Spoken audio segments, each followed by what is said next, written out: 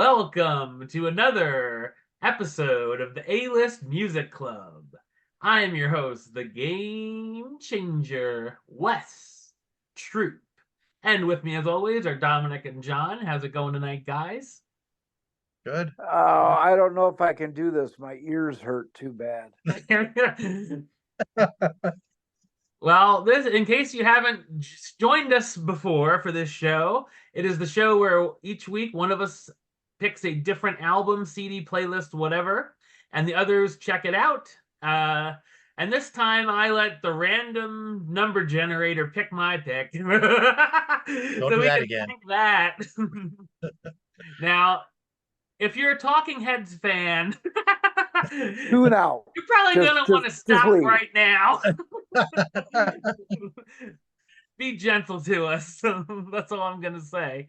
So my pick was the album Remain in Light by the Talking Heads.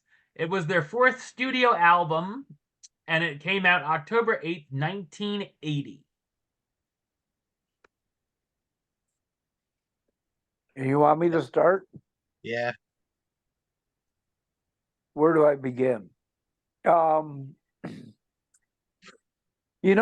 A lot of people think that David Byrne is a genius, and God, David Byrne is a genius, but not in the way you think it is. He's a genius in getting all these fucking saps to sit there and think he's a musical genius. He's a piece of filth. I can't stand him. I swear to God, I never liked this band. Even in the 70s and 80s, I hated this fucking band. Everybody's like, oh my God, the movie stopped making sense. Oh, this, whatever. Oh, that's so great. Look at David Byrne. He's such a genius. Fuck him. Fuck him and the rest of the band. This album was a piece of shit. This album, I wouldn't make Prisoners of War listen to. All right, it'd be against the Geneva Convention for cruel and unusual punishment. This is what they should play before they execute death row inmates. That's what they should do.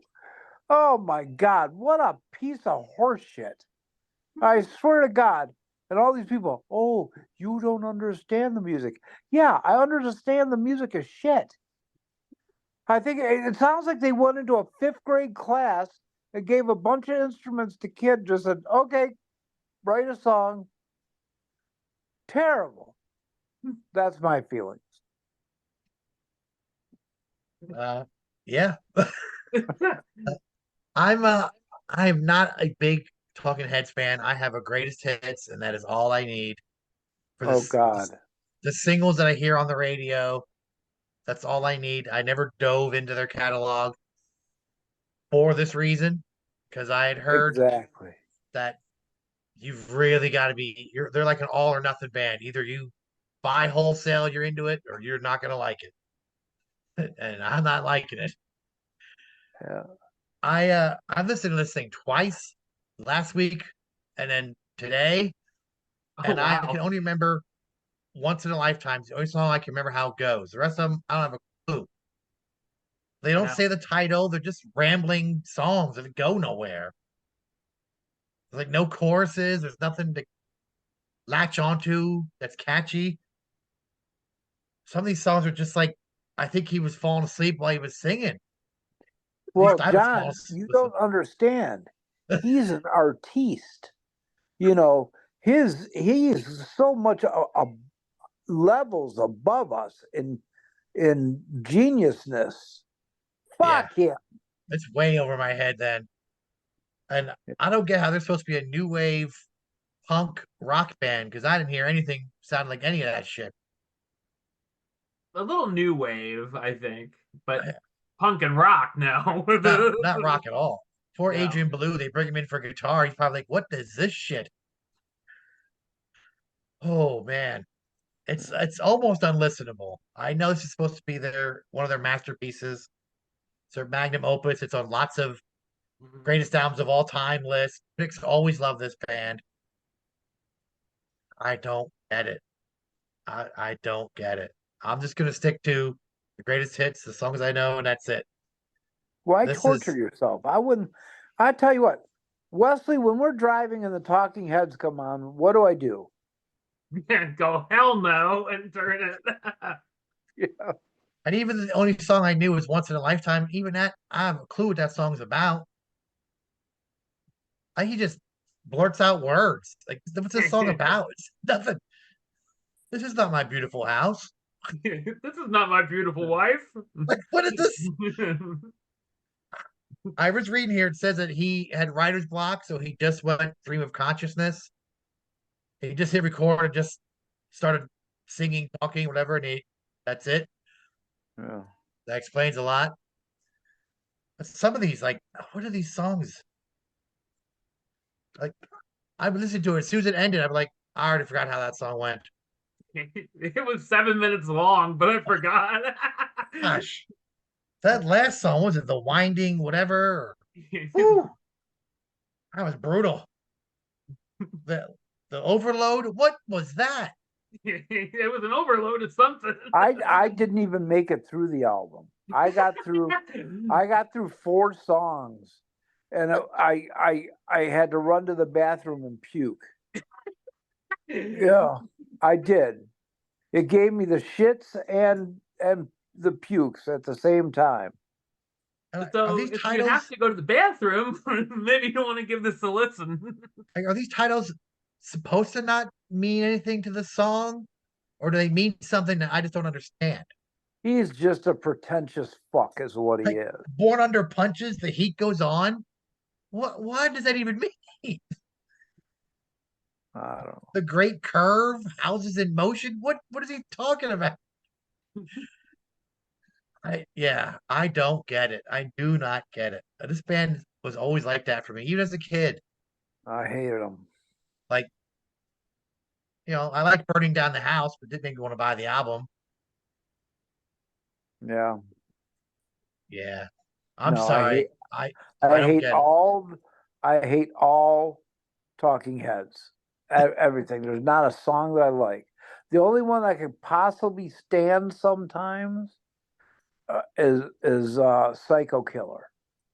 That's the only one that I could possibly stand. Every once in a while, I'll leave it on. Yeah. All right, Wes. Yeah, much like you guys, I know the hits. Like probably my favorite is I really like "And She Was," um, and I really do like "Once in a Lifetime." That's probably one of my other favorites. So that way I was like, oh, okay, that song's on here. It played in so many movie trailers over the years that's how I got to know what it is. And it's definitely the only song off of this album that I knew, and now I see why. Yeah, like John said, this is considered to be their magnum opus. I mean, it's certainly different. I can tell you that. Um, like, I don't know how "Born Under the Punches," "The Heat Goes On" was a single. It says it was released in Japan, so I guess that kind of explains it. Yeah, But those fucking he's like Godzilla over there. They're like Godzilla over there. That song destroyed Japan. and it's like the tagline is "The heat goes on." It was more like the song goes on because it's just brutal. There's like an 8-minute live version that exists of that song. It's just very repetitive. It's known for its funky bass line. And "Cross-Eyed and Painless," uh, the cowbell loops were interesting. And that was a single in Germany. And the music video was directed by Tony Basil. I just random facts there. That song made me cross-eyed and in pain. Then there's "The Great Curve," which I felt sounded like an endless loop of just the same thing over and over and over. And then the other single was "Houses in Motion," but I've never heard that.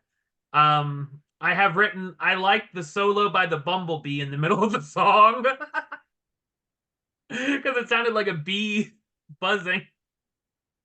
Um, Yeah, Rolling Stone rated this as its fourth best album of the entire decade of the 1980s. Yeah, this album gets lots of praise. Woo. And then it was entered into the National Recording Registry in 2017. Yep. So that's all interesting. That's why I was like, oh yeah, maybe, I like like you said, like the greatest hits and stuff. But evidently, if you go off of that, you're gonna find something very different. Yeah. It's almost like this album is like out there and then once in a lifetime is like the pop hit to get on the radio. Yeah. I don't think the record label is like, look, none of this shit is marketable. We can't do nothing with this. We need something we can get on the radio. And they wrote once in a lifetime. Hmm. Because, Yeah, like you said, that none song of these sounds other, nothing like the rest of this stuff. no, it That's sticks why out I like a was like, sore thumb. okay, if it's like that, then I'll stomach it for the list to check it out. And then I was like, what is this? The rest of the album, like, I can't understand why there's no other hits because none of it is Yeah. would ever get played on the radio. It reminded me of that camouflage album we reviewed that with the Great Oh Commandment on it. God, I'm yeah. like, all right. It reminded me of that, where like it's just like sound effects and sounds like druids. It's in a basement. I know David Byrne was he's like anti being a rock band. He didn't want to just be a rock band doing the same songs. He wanted to do like African rhythms and different Yeah. sounds and textures and Hmm. but it's okay, but a whole album of that without a melody or anything to go with it is just yeah, Yeah. It's that's like too smart. poetry night at the coffee shop gone wrong. Yeah, yeah, you gotta just be, you have to buy in all the way. Yeah. And if you're a fan, that's great. I get More power to you. yeah. If you get it, if this shit all makes sense to you and you're into them, good for you. Hmm. But nope. I'm tapping out. I'll stick to the greatest hits I have. It's like 10 songs. That's all I need. All right, my rating on this album, it doesn't even get a rating.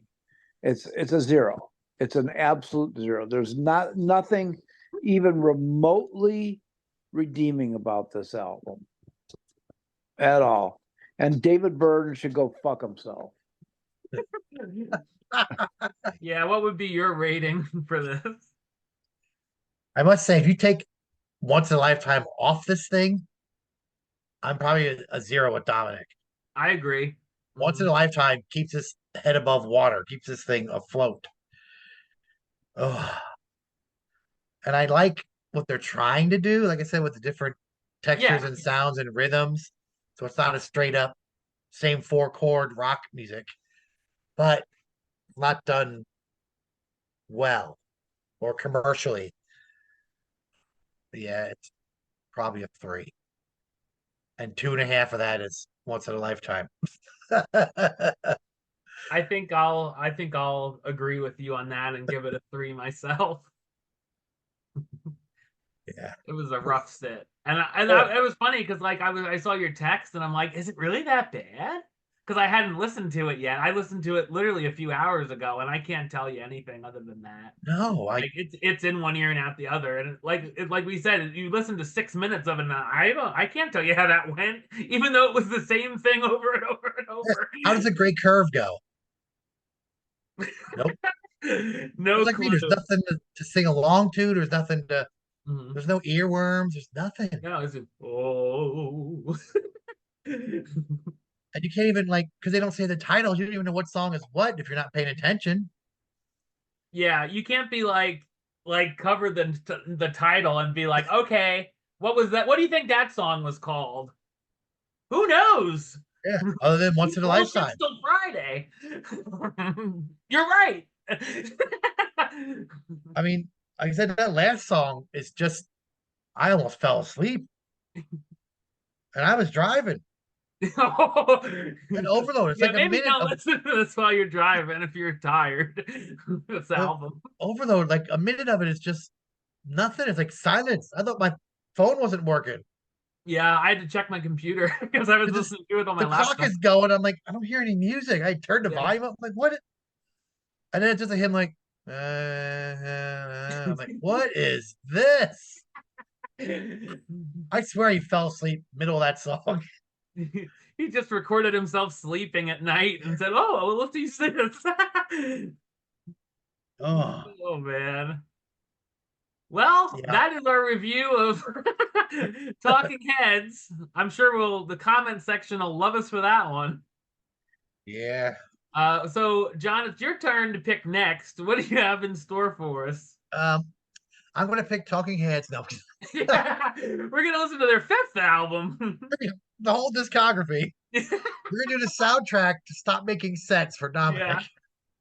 Dominic. No, hell no. I'm not sure if we did this one last time or not. You have to remind me. I'm gonna pick a band called Hardline. I don't The think album so. is called Double Eclipse. I don't think we've done that one. Okay, so let me know if we did. I'll pick something else. Okay. No, I don't think so.